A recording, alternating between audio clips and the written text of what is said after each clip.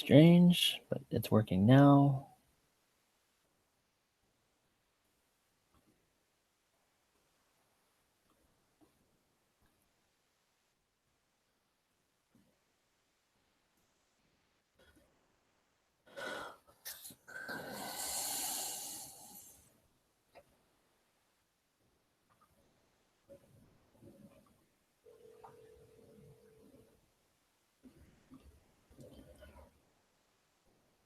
All right.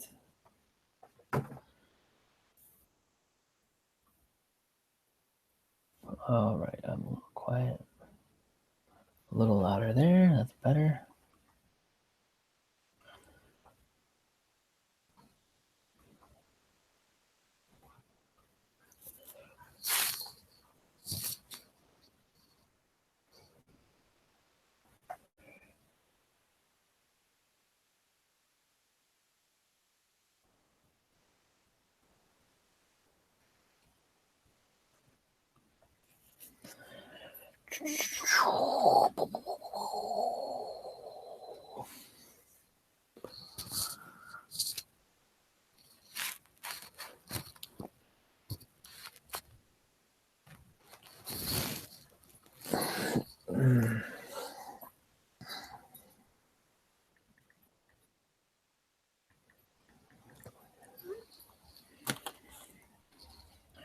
Everything is working now.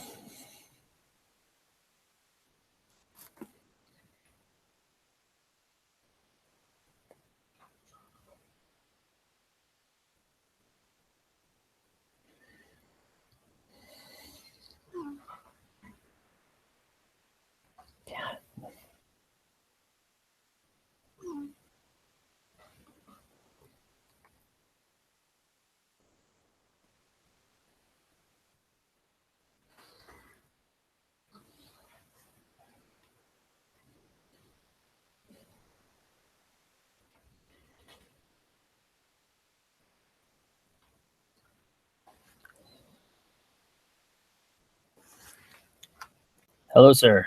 Hey. Hey. Hey. You can hear me now? Now we're doing it.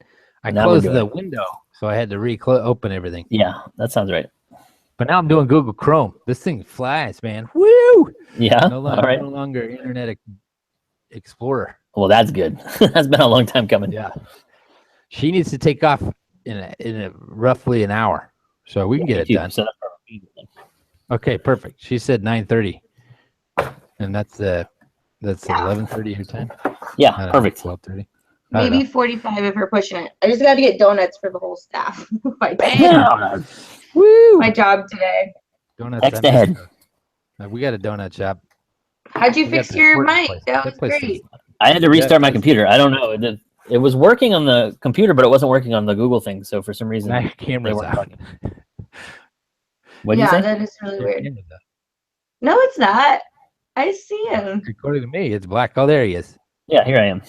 There you are. All right. Okay, so I changed all the stuff over, so we're now officially This Week in Gratitude instead of 5 Best. Okay. So this is our first episode as that. What? Let everybody know. Yeah, it doesn't change anything on their end. It's just the links will look a little different and stuff. But if they're subscribed to 5 Best, they'll stay subscribed. So as we move forward, though, we'll start talking about it as This Week in Gratitude. You should do the intro. Okay. I'll do the intro. Bianca, you're picking this week? Oh, okay. So I'll do the intro. Jason will go first. I'll go second, and Bianca will go third. Perfect. All right. Okay. I still have to think of a third thing. This is ridiculous, Bianca. Sorry. It's been a month. For some reason, I'm still not getting Greg's camera. That's all right. Don't worry about it. Except I don't really care. Yeah. Only when I he can talks. see you whenever you're not talking. That's weird. Only when you talk, I don't see it. When you don't talk, I see you in the little bar. That's odd. That is You odd. might have a setting screwed up on your thing. That's entirely possible, but That's also not very, worth messing too much. Very likely. Yeah. All right. Welcome to the first ever edition of This Week in Gratitude. If you've been a subscriber to 5 Best, this will sound remarkably like 5 Best because it is kind of the same thing, but we've changed the name and we want to let you guys know what's going on. So this week in gratitude is a chance for three of us who are all pastors to talk every week and fill you in on what's going on in our lives, what we liked, what we're grateful for, what we're excited about. And so we do that.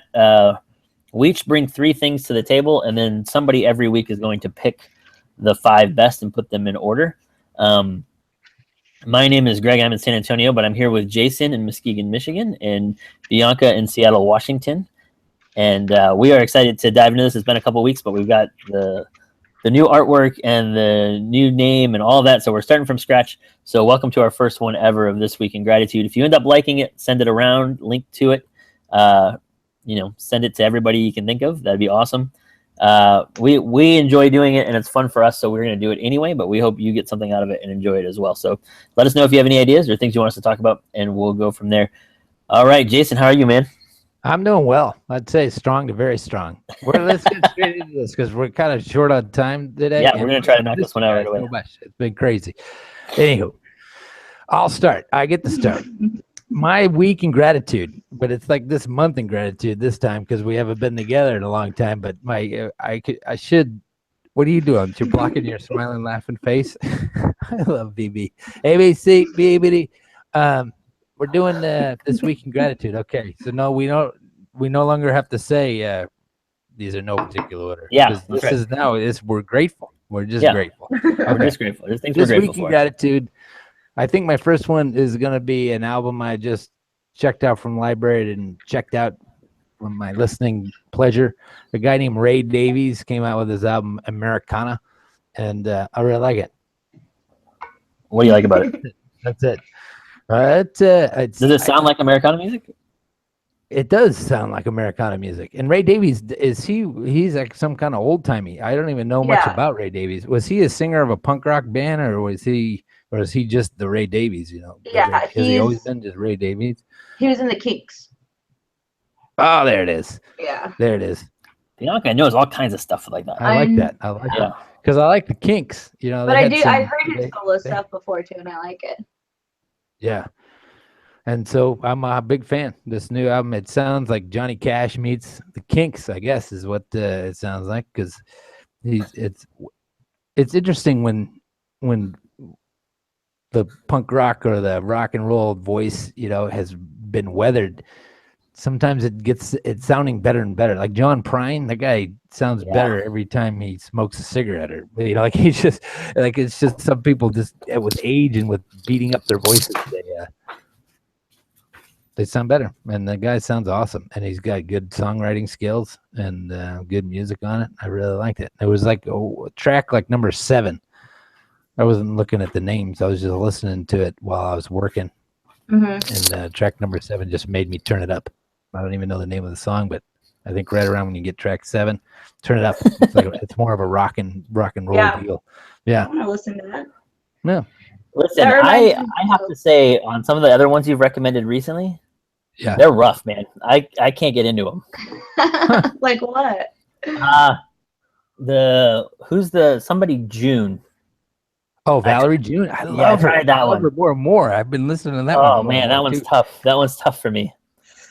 There's been a good connector to some other people. Like I have like friends who really love like blues music and things like that, and so I can kind of say like, "Hey, have you heard of this Valerie June lady?" And they're always like, "No." I said, "Well, listen to her. You might like it," but I do not like it. I can't handle her voice at all.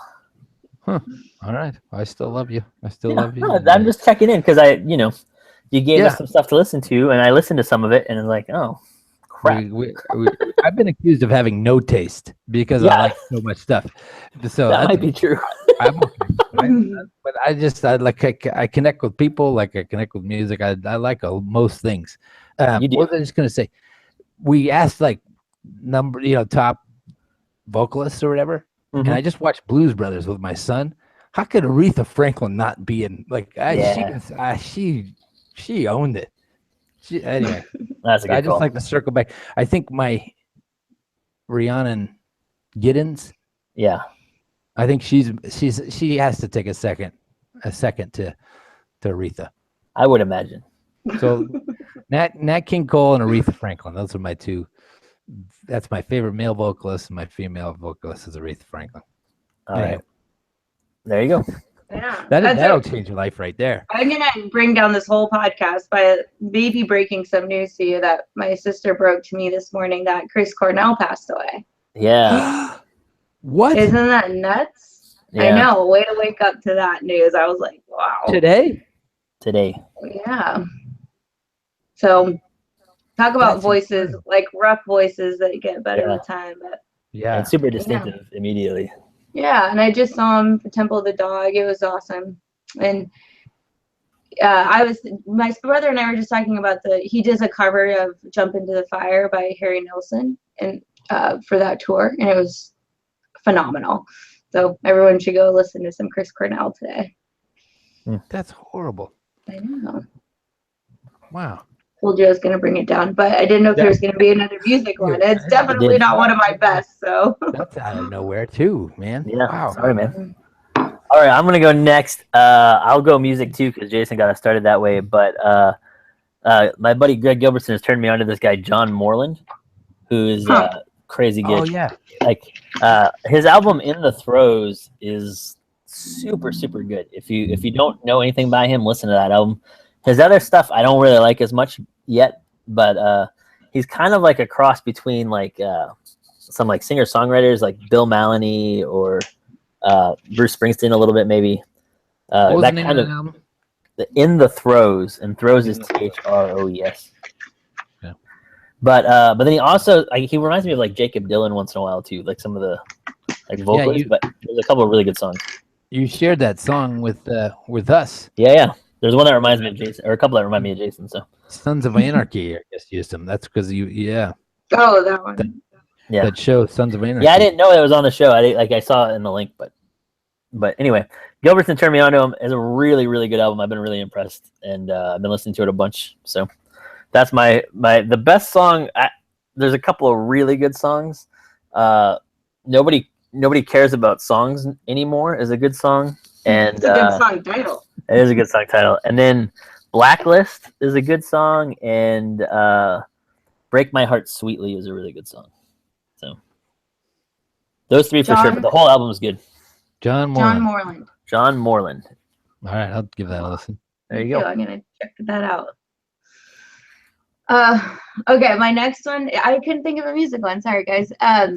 But this one, it's a movie one, and it's not a best as in like, oh, everyone should watch this to feel good about themselves. But for me personally, when I saw Manchester by the Sea recently, and it wrecked me.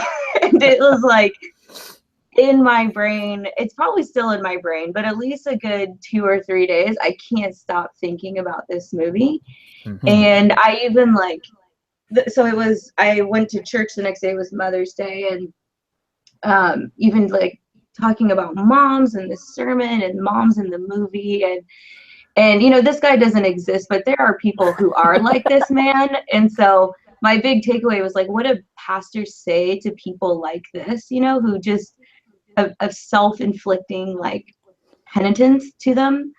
And it's so brutal. It has funny parts too. I don't know if you guys have seen Manchester by the Sea, but it's as sad as everyone says it is, but it is actually like, it's so thought-provoking, at least for me. It made me think so much. I even wrote myself, like, even after the service, I wrote myself an email with all these movie notes about like different scenes and themes and why they filmed it certain ways. I really want to watch it again. I just have to build myself up to watching it again because it's pretty sad. But it's a really well-made movie, and you just don't see a lot of characters like this right now. And it's like very truthful, and like I said, even a little funny at some parts.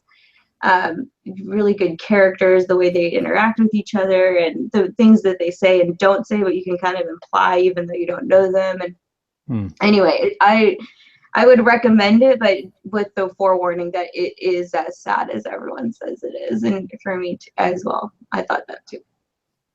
Yeah, that's the only reason I haven't seen it is because I heard how sad it was, and I was like, I know. I braced myself. I don't need that. Yeah, and I love Casey Affleck. Yeah, he's very, very, very good in this movie. That's awesome. Yeah. Excellent. Yeah. All right, Jason, what do you got for number 2, man? I started. Yep. 1, 2, 3. It's already been around. We already holy smoke. That's crazy. This is how the line works. Okay, I go with the movie theme because I get a million things to pull from. That's crazy. We haven't been together in like 6 years. I like to exaggerate. I went to Guardians of the Galaxy 2 with my aunt while I was in Texas. I love that series. I love those films. It was really cool. It was cool to see it with my aunt too. That was a fun movie, right? Yeah. Yeah. I thought it wasn't gonna live up to the first one because the first one I watched that one a bunch. I still watch it. I really like I think I really connect with Star-Lord, because he lost his mom and that kind of stuff. But yeah, because I love that actor. Where did that guy from? What's that guy's name? Chris Pratt. There it is. But that scene when they use the Stevie Nicks song, I think it's called "The Chain." What was her band? Fleetwood Mac. Fleetwood Mac. When they comes in with the song "The Chain," it's worth your $20 in the film. It's ridiculous. Anyway, that's awesome. I haven't seen it, but I do want to see it. You can even show up 45 minutes late and just make sure you get to that scene. You should not. You should not. Horrible advice. You should definitely get there on time. And for no other reason, you get to see the new Star Wars trailer, which is exciting. Oh, yes. I literally cried. I started to cry. I was like, I was so full of joy. Oh my gosh, that looks so good. I'm pretty excited about that one. I will piggyback on your movie one and go. It's not exactly. I love trailers, and especially like this season when there's like new shows coming out in the fall and all that. They start to release the trailers for stuff, and there's a bunch of them that look really good that I'm really excited. There's like 3 or 4 shows that I'm like super pumped to try out. But there's a trailer that just got released for a movie coming out in August that I'm really excited about, which is it's a book series by Stephen King called The Dark Tower. I don't love a lot of Stephen King, and I don't necessarily even love this book series, but I liked it a lot, and it's long, and so I've been rereading it, getting ready for the movie coming out in the summer. And everybody's like kind of talking. Did you read them all in a week, Greg? No, I didn't. I did not. Did you read them all in a week? I might still, but I have not done it yet. I've only read the graphic novel series. I've read all 7 before. It's one of my favorite series. Yeah, it's cool, right? Like, so I'm excited about it. But the trailer for the new movie looks awesome. Like, it doesn't look like the books exactly, but I love Idris Elba and I love Matthew McConaughey. So this should be. The trailer looks awesome. It's like a cool looking trailer. My kids have never read it or seen it or anything, and so we watched the trailer together, and like Calvin's just locked in of like, oh, I can't wait for this movie to come out. Oh, good. I was wondering that because everyone I've talked to has read the books, and they're like, oh, so excited. But I was wondering what people who have no context for this story, if they're excited for it or not. I've read a little bit about it, and like everybody's really down on it. Like, like not my friends. Like my friends who have read the book really are excited about it, and I'm excited about it. But the general like movie going community is like, this one's gonna suck. Critical. It just took forever to get it made. So whatever. Yeah, I think it looks awesome. I'll watch it 100 times in the theater and make up for all those losers. I like it. Yeah, I like that. Fun, a little firiness. Well, I want them to make sequels. I mean, there's 7 books, so if the first one doesn't do well, so I love that casting. I do too. I think like I said, I started to reread them because of that, and it's like Idris Elba as the gunslinger is perfect. Rolling. Yeah, I was at a middle school the other day at lunchtime, and a girl was reading The Stand by Stephen King, which is crazy. But I was telling her, I said, we were talking about it. I go, if you end up going to the end of The Stand and you like this one, you should consider reading the Dark Tower series. And she's like, whatever. I go, they're making a movie of it. And she literally like freaked out. She literally like sat in her chair, her eyes all big. I'm like, yeah, there's a movie. So if you read the first one before the first movie, then you'll know all the stuff that's gonna happen. She's like, okay, what's it called again? And she like wrote it down. I was like, oh, I guess that's what they get the middle schoolers these days. If they made a movie about it, they're gonna read that book. While we're talking about movies that are like predicted to be really terrible and even reviewed as really terrible, I saw King Arthur yesterday, and it's bad. Like it's not a great movie, like by any means. Guy Ritchie. Yeah, all the reviews are right. But if you like Guy Ritchie movies, I really do like Guy Ritchie movies. Yeah, I do too. If you're willing to put yourself in like, okay, this is old timey, unrealistic, whatever, it's a blast. Like, it's so funny to me that like people have been panning it because it's like it's not a great movie, but it's a Guy Ritchie King Arthur movie. Like it's exactly what you'd expect it to be. There's elements of it that are amazing. Too. So I liked it. It's the guy from Sons of Anarchy too, right? Yeah. That's awesome. I'm probably gonna watch that. You should definitely. It's so weird when there's such a disconnect. You know, I don't know. Yeah, I don't know what people were expecting it to be because exactly. They probably reviewed those Sherlock movies horrible too. But those are ridiculously awesome. I think that's exactly what. I love Sherlock. I love Guy Ritchie. I love King Arthur. I love Guy Ritchie. So like anything Guy Ritchie makes, I'm willing to watch because it just always looks different, you know? Yeah. That's why you go. And storytelling, like, and there's elements like there's a couple of scenes in this where it's like ripped out of like Snatched or something. Like it's really good. Like they just do a couple of things that are really really fun. But you got to be into it. If you don't like that stuff or if you can't get into the magic of it or whatever, then you won't like it. But I enjoyed it. So for whatever that's worth. Okay, I might have to go see that one. Kind of snuck 2 in on my number 2, but that's all right. That's okay. Movies. We just love movies. We just love movies. That's true. Maybe that should be our new podcast name. We just review movies and talk about people's reviews. This week in gratitude, Bianca. Do you know how hard it was to change that? All right. Yeah. And I haven't seen this new movie, but King Arthur. So maybe somebody could send us free tickets. And a T-shirt. What about that? Yeah. What about them apples? Rialto or Santikos or Regal or somebody. United Art. Hook us up. I would settle for a Regal T-shirt. There you go. Okay, I already forgot what your actual one was, Greg. I need to write. Oh, it was the Dark Tower movie. Oh, Dark Tower and the books. Yeah. And books. Okay, so my next one is not a movie. It is what we've been doing for middle school ministry. We just got off of our 30-hour famine weekend.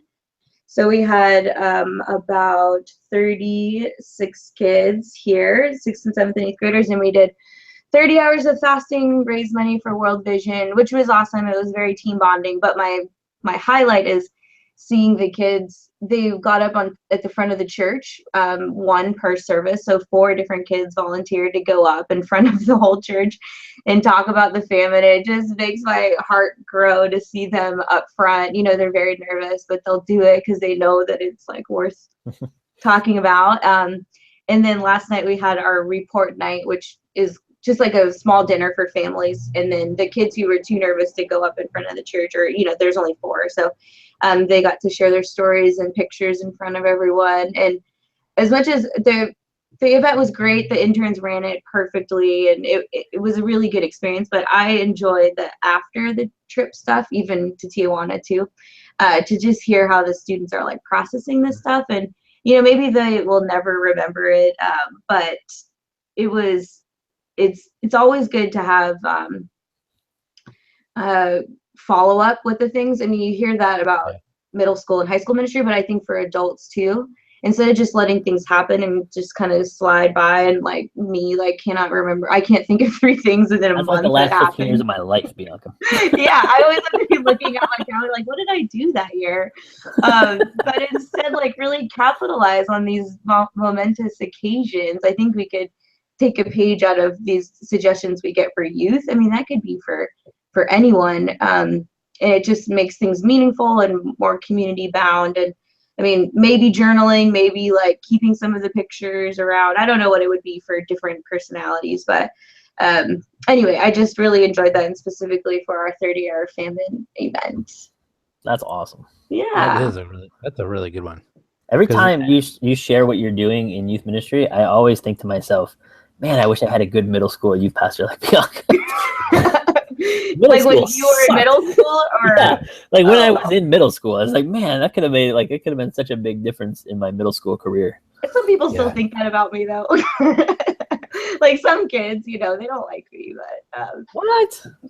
Most kids do, but some kids, I only remember the list of kids who are like I haven't seen in a couple weeks. I'm like, I bet it's because they hate me. So that sounds like a projection. I know, but there's something going on. Not everybody comes back, but yeah, we have a pretty big group, and we could do better at making sure all the kids feel as comfortable as the ones who come back a lot. We can be kind of loud and camp style, and if that's not your thing, then you're not. That's fair. Yeah. So I would have liked it for whatever it's worth. Yeah. And I think like closing the loop, like circling back, whatever you want to call it, it's way underrated.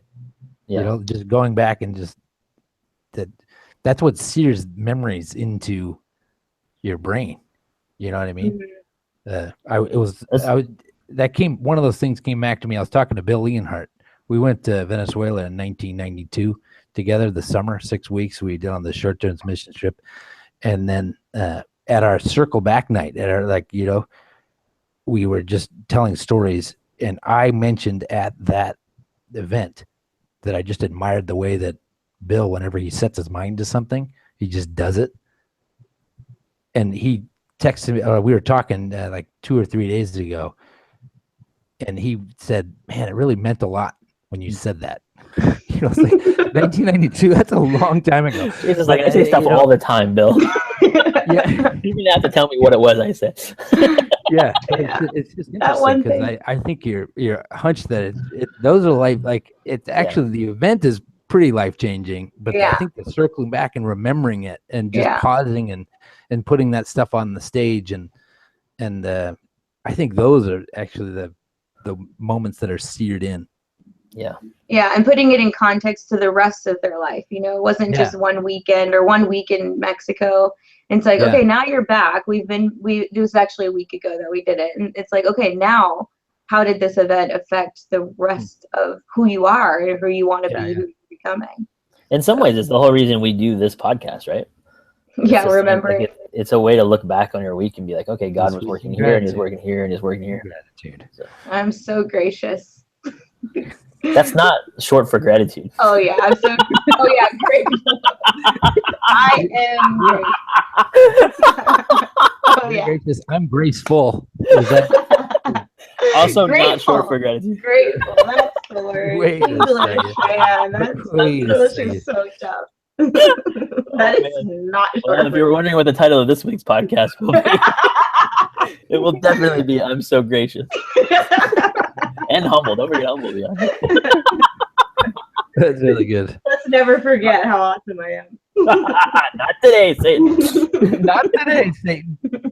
I looked at that 3x5 card yesterday. Nice.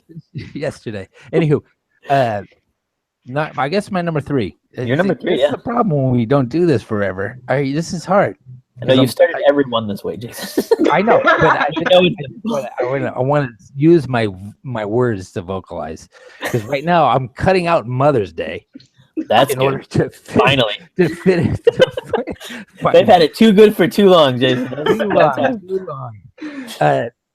Wonder. There's a book out there called Wonder. I forget who wrote it. I was reading. I was following people. Was it Stevie? Facebook. What? Was it Stevie? No, Stevie, it wasn't Stevie.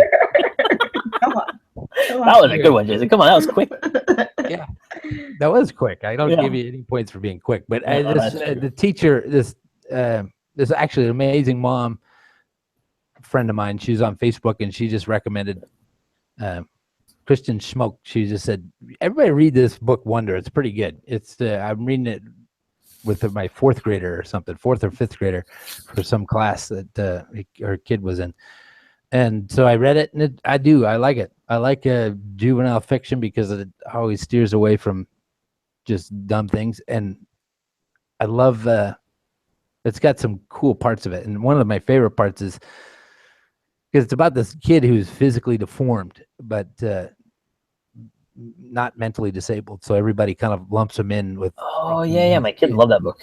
Yeah, and so this kid has his name's August, and they call him Augie, and his older sister is in this musical, and she's second. She's the backup, the understudy, and so it ends up the understudy. She ends up being called up, and she does the musical. She does the lead part in the musical, and at the end of this time, everybody they give her a standing ovation. and this kid August says, man, I think everyone at some point in their life deserves a standing ovation. And that just triggered in me. I think it was I probably have had a couple standing ovations because I'm that amazing. But one of my most recent standing ovation was when I was leaving San Marino Community Church. And the guy who was really influential in hiring me there, the head of the search committee, this guy named Greg Forgatch, he co-founded eHarmony. He's kind of a big deal. At the end of my last sermon, it was just like out of an 80s movie. He starts going, and he stands up and he starts a standing ovation for me. And then everybody followed. Yeah, and everybody followed. And the place went crazy. But I agree with the lead character in this Wonder book. I think everybody does, because I think the tail end of that is everyone, because life is that rough or something like that. It's Isn't it based? I thought that was based on a true story. Is it? I think it is. It is, because the author in the back thanks a child that she came across. Yeah. That spurred. It's fictional, but it was spurred on because she met an amazing kid that was physically disabled. That's awesome, man. Anyway, Wonder. All right. My last one is I got a chance to go to a church planting conference in town. There was like a group of guys that put on this thing where they bring in a speaker. So they brought in a guy named Dan White. I don't know if you guys ever read Dan White or not. He lives in Syracuse. He does like missional church stuff. He just wrote a book called Church as Movement, which is like a couple 100-page discipling kind of curriculum, which looks pretty good. We're going to try it out with some of our staff and see how it goes. But it was just really good to sit in a room full of pastors who were listening to this guy teach them how to be missional, or like just kind of get their imaginations going, which I think is kind of a big deal. But a bunch of the stuff in there, Jason, really resonated with parts of your story and where you're at in Michigan, because he moved from like this mega church in New York where he was going to become the key teaching pastor when he was like 27 or 29 or something, and then just moved to like the middle of nowhere, Syracuse, and lived in his parents' basement for a while and things like that. But he has a book called Subterranean, which is where he sort of tells that story and sort of struggles with what it means to be insignificant and that kind of thing. And so anyway, that part kind of resonated. But the biggest takeaway for me, and I thought this was a really fascinating point that I hadn't heard enough people make, and I'm kind of excited to see what pans out of it. But his point was that discipleship is not one-on-one mentoring. It's what a small group of people do when they go on a journey together, basically. I thought so. It was a really interesting, like, just a shift in talking about that, where we've run into some like real downsides with one-on-one mentoring in our program, where we just kind of keep doing it because it's important and I like hanging out with students and stuff. But definitely the most growth we've seen has been when we do collections of small groups where everybody's the leadership of it is spread out around the group, instead of like one person leading a group of 6 people or one person leading another person. That's important sometimes, and it needs to happen, but the journeying together thing seems to really matter more. So it was cool to have him put words to that. So that's excellent. That's really cool, because we're just about to try something that it sounds similar in that vein, just because I think the primary success that happened in the ministry that I was working with in San Marino was due to Malia, and her doing that discipleship group with women, where she just bought a commentary and then she would hand it around and everyone else would lead. Then they would all take turns leading, and you'd answer 2 questions. What does the text say? And you'd use the commentary just if you run out of stuff to learn about or whatever. And then how does it intersect with your life? And so it kind of turned testimonial. And that blew up like gangbusters. And so out of that, we launched that contemporary service, that kind of jazz. I've been banging my head against the wall. How do we disciple the families without Sunday school? How do you disciple the kids? Because we have this family service that we started, and all they're doing during the service is really just coloring or taking notes. And my sermon is mainly to the parents, but how do we disciple the kids? And so we're going to try doing the same thing, but with families. We're going to gather, and we're doing the first one on Sunday. So pray for us if you remember. Yeah. But on Sunday night, or Sunday afternoon, right after church, a couple of people are coming over to our house, and we're going to see if they're up for it. But then we'll send a commentary home with the family. And the next time we'll gather, the family will tell what's the text say, and how does it intersect with their lives. And I'm hoping like some of the kids can even say, I want to see if this works. But I love that definition, a small group of people going somewhere.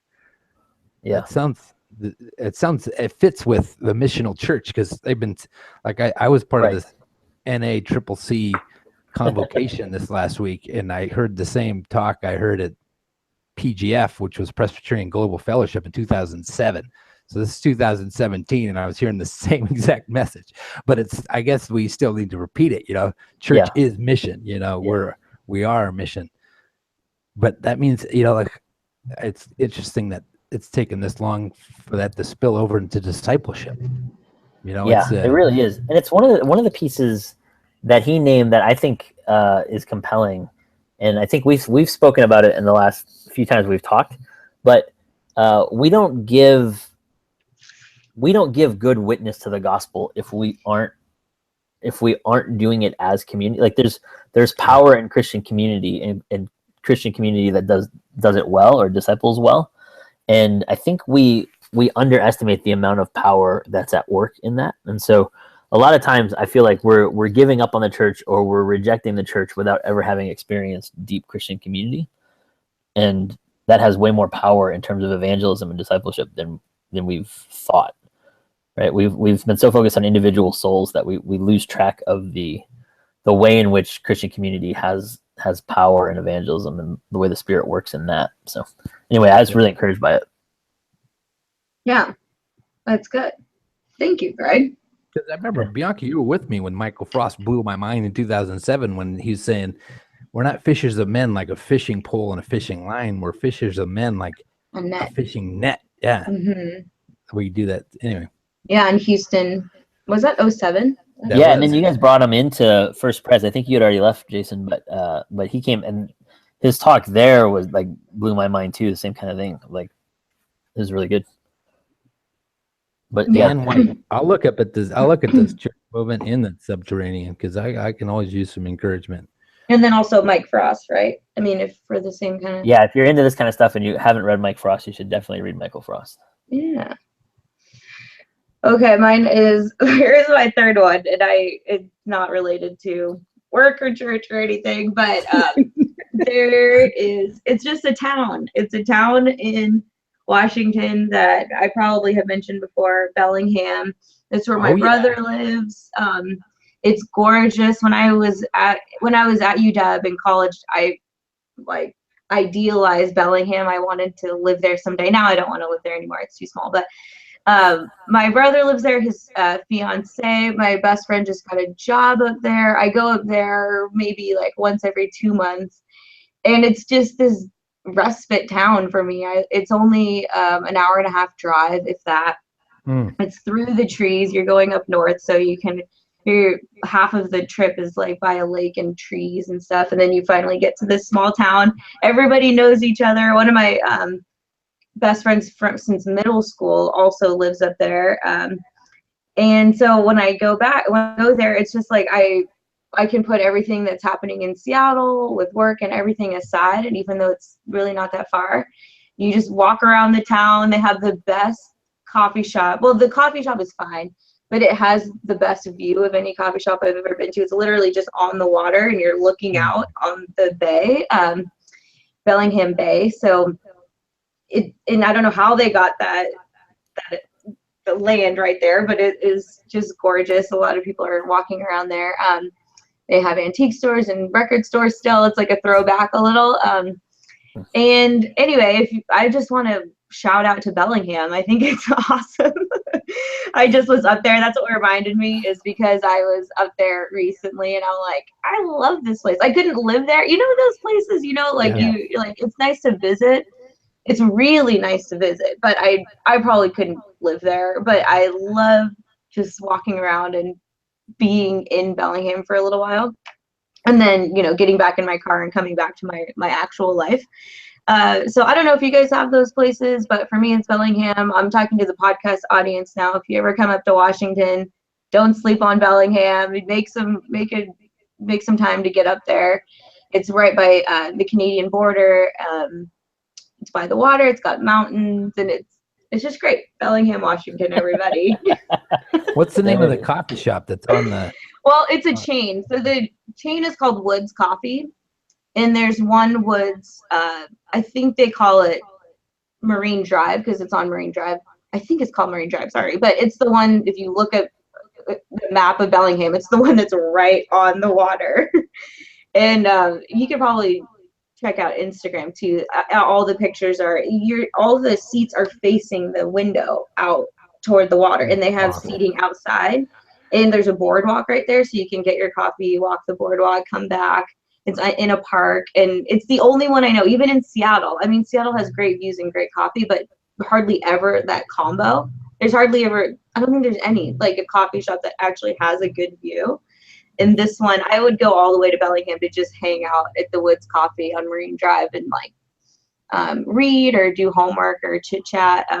Really comfy chairs. Coffee's okay. But you would go for the view. I wonder why that is. You asked, I wonder how they got that land. I wonder why all land, that's an annoying thing, because there's a town just right down the road from me called Grand Haven, and it would be that if they had thought, if somebody had thought, why don't we put it something instead of putting a giant factory right on it or whatever. Yeah. Why did they think of putting a shop at the end of, Yeah. Even Newport Beach. I'm thinking of Newport Beach. Right? My favorite coffee shops, they don't have an amazing view. They have really good coffee, but they don't have really good view. If you're ever in Milwaukee, there's a couple that are right on Lake Michigan that are pretty good. There's a couple of, I think it's Collectivo is the name of the coffee chain. It's like a local Milwaukee one, but there's a great one that is on kind of a hill that overlooks Lake Michigan, and then there's parks and beaches right there. So, what do you think the name of it is? Collectivo. I'm positive it's called Collectivo, but there's 100 of those in Milwaukee. So, yeah, and I think the combo is that land is so expensive around here, and coffee shops don't make a lot of money, so they're just not going to intersect in that way. Yeah, I think I've nailed it. There's no excuse for Michigan, though. There's no excuse for Michigan. Of forcing all those factories to become coffee shops. You don't have to have them all, but maybe one. I think you can make it part of the factory. I don't know. It's just all you gotta do is a little forethought, people. And it's not the land thing, because land, it'd probably be a nickel more, 5 cents more a foot. Okay, so I'll go through my list. On you now. Here we go. Big winners. Here we go. But here we go. It's a week in gratitude. There's no real ranking, is there?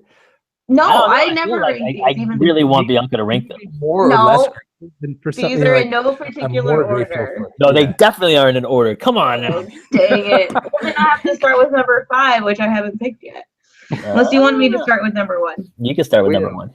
I don't think you can rank. I don't know. They're all just gratitude. I'm with Jason. They're all gratuitous. Okay. Okay, they're my first one. Just like B. I'm also really excited for the Dark Tower series. Yes. Way to go, Greg. That might actually be my number 1. The next 4 are just kind of in no order at all, just a cloud of gratitude. The scene in the trailer where he's just throwing bullets into that's so cool. I don't remember Roland doing that in the book, but it looked cool. They talk about how quick he is putting his reloading them. It's crazy. Anyway, in the movie it looks slick. Jason, he's spinning the barrel of the gun and just throwing bullets into the open spots. And then shooting it as soon as they go in the little barrel. Wow. Wow. Okay. You gotta take a look at it. Okay. I'm also going to choose the Ray Davies album because Jason, I haven't thought about Ray Davies in years. So thank you for bringing him up again. I remember really liking his solo stuff when I was listening to it like over 10 years ago. So this would be nice to get back into that. Yeah. It just came out this year, I think. It's goodness. I mean, it is good, but I'm going to choose Manchester by the Sea because I don't know. I wouldn't be able to look myself in the eye if I wasn't able to admit how much this movie has affected me, like way more than most movies. So I'll have to choose that one. I do like this conversation we're having about church planting and just your church planting conference, but about discipleship and its ties to mission work. It's a lot of what we're going through here at UPC also, and we're on such a huge scale. It's like you can have a lot of good ideas, but you just have how are you going to implement that? Yeah. So I love that. How many is that? 4? Oh no, I got to pick a 5th one. I'm gonna go. I gotta say Bellingham. I love Bellingham. It's number 5, but number 1 in my heart. Oh, there it is. Seattle. There it is. Number 5 in your programs. Number 1 in your heart. So Bellingham, Washington. I've only been to Bellingham a total of like 30 minutes in my life. But they were very good 30 minutes. Yeah. I've been a total of 0 minutes to Bellingham. Yeah. So I'm going to have to rectify that at some point. Beautiful. Yeah. And Casey. Yeah, Casey. He works at Wander Beer, which is out of Bellingham. So if you see Wander, give it a try. It's local to me anyway, local beer. And I no longer need a patch from him, so tell him I don't need a patch. What? I got you one. Because I got enough patches to go for around my beanie. Dang, I got you one. I just haven't sent it yet. I meant to ask for your address. Oh, dang. I'm going to send it anyway. Give it to Zeke. Okay. All right. Okay. That's cool. Put it on something else. Yeah.